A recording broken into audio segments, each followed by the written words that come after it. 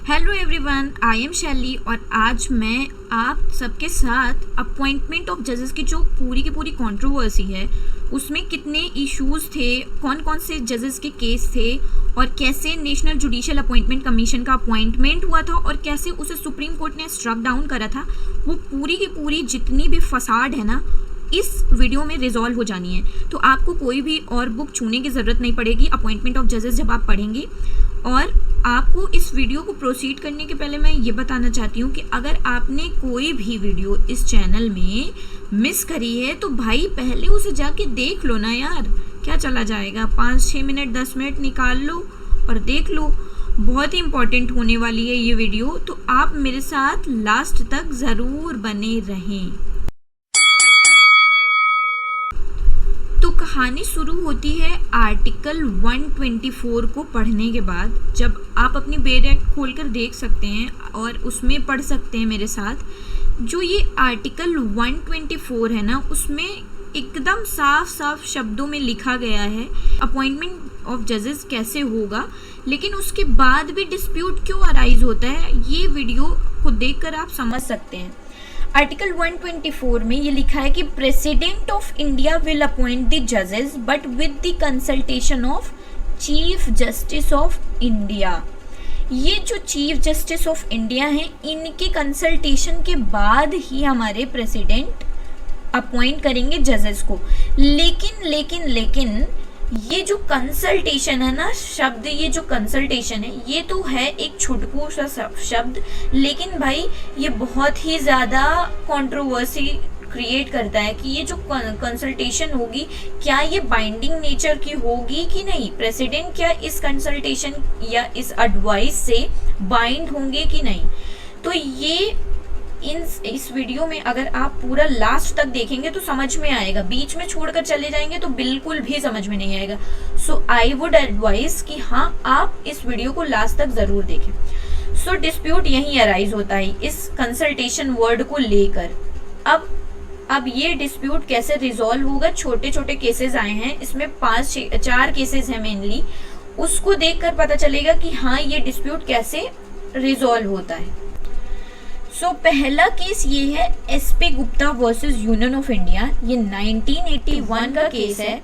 इसमें बोला गया था कि ये जो कंसल्टेशन है ना जजेस को अपॉइंट करते दौरान, ये कंसल्टेशन क्या है, ये बाइंडिंग नेचर की नहीं है। मतलब प्रेसिडेंट को कंसल्टेशन दे दें ये सीजीआई, लेकिन प्रेसिडेंट क्या है उस कंसल्टेशन उस एडवाइस से बाउंड नहीं होंगे। तो इस केस में, पहले केस में ये बोला गया।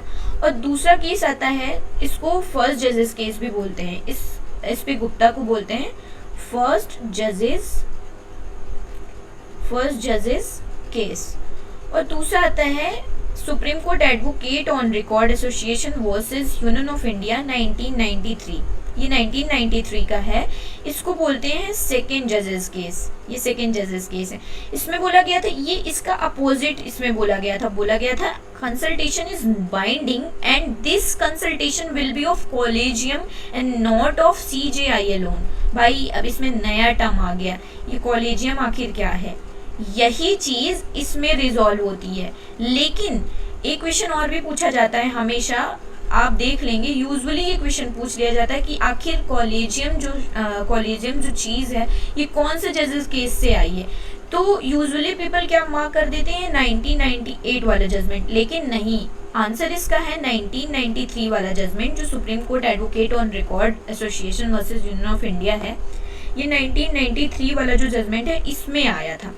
फिर इसके बाद ये री प्रेसिडेंट, ये री क्यों लिखा गया है, क्योंकि इसमें री मैंने आपको पहले भी वीडियोस में बताया है कि इन री मतलब इन रेफरेंस, जब 143 में एडवाइजरी ज्यूरिसडिक्शन जो बताई गई है उसमें सुप्रीम कोर्ट की जो एडवाइजरी ज्यूरिसडिक्शन में प्रेसिडेंट कोई भी एडवाइस लेने के लिए जाते हैं सुप्रीम कोर्ट के पास, तो उस वाले केसेस में इन री लग जाता है। तो इस केस में भी यही हुआ था, जब ये कॉलेजियम जैसा शब्द लेकर आ गया सुप्रीम कोर्ट, तो प्रेसिडेंट को तो पूछना था कि भाई ये कॉलेजियम आखिर है क्या, ठीक है मैं चलो मुझे कंसल्ट कर लो, बाइंडिंग भी है, लेकिन मुझे बता तो दो आखिर इस कॉलेजियम में है क्या। तो प्रेसिडेंट को इन्होंने बताया कि ये जो कॉलेजियम है ना, कॉलेजियम के लिए इन्होंने 3 पर्सपेक्टिव बताया। पहले सुप्रीम कोर्ट के जजेस के अपॉइंटमेंट के लिए, दूसरा हाई कोर्ट के जजेस के अपॉइंटमेंट के लिए, और तीसरा जब हम एक हाई कोर्ट से दूसरे हाई कोर्ट में ट्रांसफर करते हैं तो उसमें क्या कॉलेजियम में क्या कौन कौन लोग रहेंगे, वो सारी चीजें इस केस में रिजॉल्व हुई। तो इसीलिए इन रीप्रेसिडेंट केसेस को बोलते हैं। अब मैं एक एक करके आपके साथ डिस्कस करती हूँ कि फॉर सुप्रीम कोर्ट जजेस, सुप्रीम कोर्ट के जजेस के अपॉइंटमेंट के लिए उस कॉलेजियम में कौन कौन लोग रहेंगे इस केस में बताया गया। इसमें रहेंगे एक CJI प्लस 4 सीनियर मोस्ट जजेस ऑफ सुप्रीम कोर्ट। और हाई कोर्ट के जजेस के लिए इसमें बताया सुप्रीम कोर्ट ने CJI होंगे और 2 सीनियर मोस्ट जजेस ऑफ सुप्रीम कोर्ट। और ट्रांसफर करने के लिए जो एक हाई कोर्ट से दूसरे हाई कोर्ट में ट्रांसफर करते हैं उसमें भी CJI की, उसमें भी कॉलेजियम की रिकमेंडेशन लगेगी। तो उसमें कौन कौन होगा, उसमें भी CJI होंगे, 4 सीनियर मोस्ट जजेस ऑफ सुप्रीम कोर्ट होंगे और 2 chief justice of respective transfer high court. जो ये ट्रांसफर होते हैं एक दूसरे हाई कोर्ट से, एक हाई कोर्ट से दूसरे हाई कोर्ट, उसमें के जो चीफ जस्टिस होंगे वो भी होंगे इस कॉलेजियम में। तो इसमें टोटल हो गए 5, इसमें टोटल हो गए 3, और इसमें 1 4 1 5 2 5 2 7, इसमें 7 लोग होंगे। तो ये बताया गया इन रीप्रेसिडेंट केस में।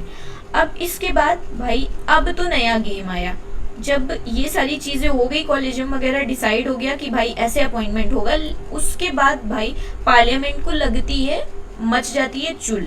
अब वो क्या करते हैं, उन्होंने आर्टिकल 124 में कर दिया अमेंडमेंट और एक नई बॉडी आ जाती है। 99th कॉन्स्टिट्यूशनल अमेंडमेंट होता है, आर्टिकल 124 में चेंजेस होते हैं, एक नई बॉडी का जन्म होता है NJAC। जो हमने पढ़ा ना कि जजेस का अपॉइंटमेंट होगा प्रेसिडेंट और ये CJI तो हट गए, मतलब कॉलेजियम होंगे।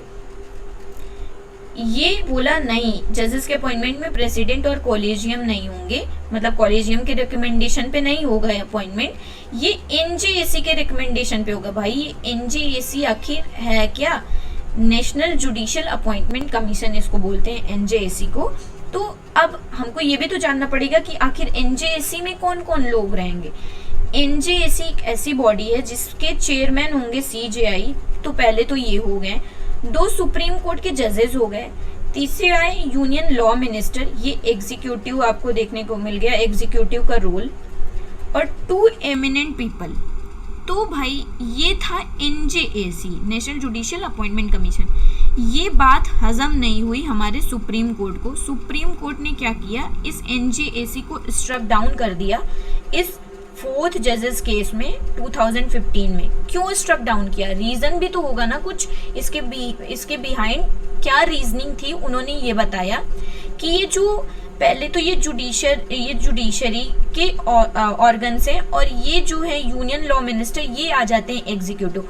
और हमने आर्टिकल 50 पढ़ा है, आर्टिकल 50 पढ़ा है, इसमें separation of judiciary from executive ये बताया गया है। तो कैसे जुडिशरी और एग्जीक्यूटिव कैसे एक साथ रहेंगे, इस वजह से उनको लगा कि हमारे जो जुडिशरी के इंडिपेंडेंस में कुछ खतरा सा है। तो इसीलिए सुप्रीम कोर्ट ने क्या किया, इस 4th जजेस केस में NJAC जो बॉडी थी 99th कॉन्स्टिट्यूशनल अमेंडमेंट से आई थी 2014 में, इसको स्ट्रक डाउन कर दिया, इसको अनकॉन्स्टिट्यूशनल बोला, इसको इनवैलिड बोला और डिक्लेयर कर दिया इस 99 कॉन्स्टिट्यूशनल अमेंडमेंट एक्ट को इनवैलिड। तो और उसके बाद जो पहले वाला कॉलेजियम सिस्टम है उसको रिवाइव कर दिया, मतलब वही चलेगा अपॉइंटमेंट में। तो ये था पूरे अपॉइंटमेंट ऑफ जजेस की कहानी। तब तक के लिए मैं आपसे मिलती हूँ नेक्स्ट वीडियो में। Thank you so much for watching this, thank you.